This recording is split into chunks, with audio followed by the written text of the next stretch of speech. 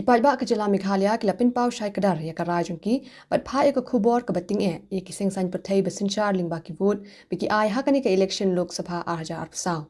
ki artylli ki Seng Sain Pyrthei badan hak Liang Pyrshah ki liok khur ya ke jingjop ha ki artylli ki Parliamentary constituency ke Jylla kata ka Voice of the People Party na Shillong Parliamentary seat bat ka Congress na Tura Parliamentary seat ha Shillong ka Voice of the People Party kra thau history da ka jing penliam ya kyrtoh ka Congress ba Vincent H pala balabat hadu laisin kinthi ya shuki MP ke Shillong Uniu kyrtoh ke VPP ulatam hadu lailak nyopo hajar vote na ka jingyo vote bakot hadu sanlak ndipupra hajar vote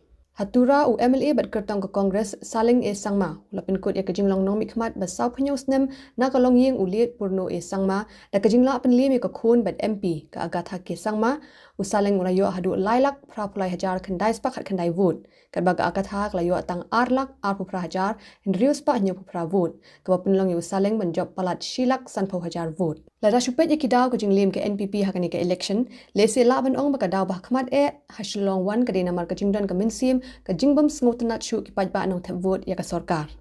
kat bah Tura 2 ka National People's Party le siklamat ya ka jingjakhom namar ka jingiadei lok bat ka Bharatiya Janata Party ka slogan ka way ka vote ya ka Agatha ka de ka way ka vote ya umudi kala shim ya ka benta ka bakraw bha ban krung ya ki nong thep vote bakin ai ya ki vote jongki shaw Saleng A Sangma jongka Indian National Congress.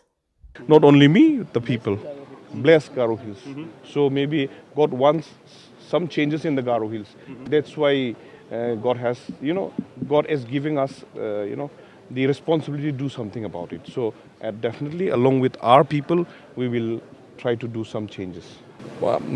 Issue namin banga, issue namin banga, education policy rang ni, Agatha K mining policy rang ni, and then boundary issue rang banga. Aro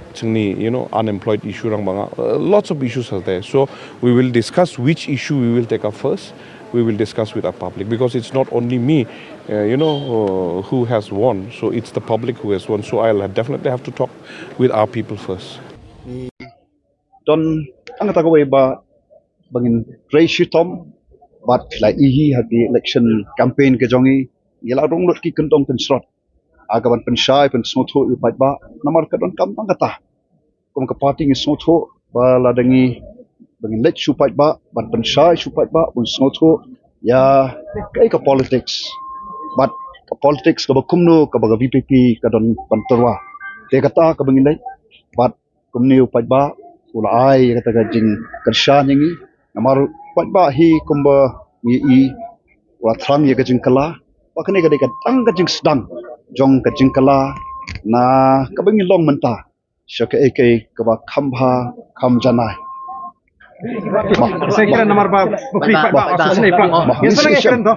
thank you so much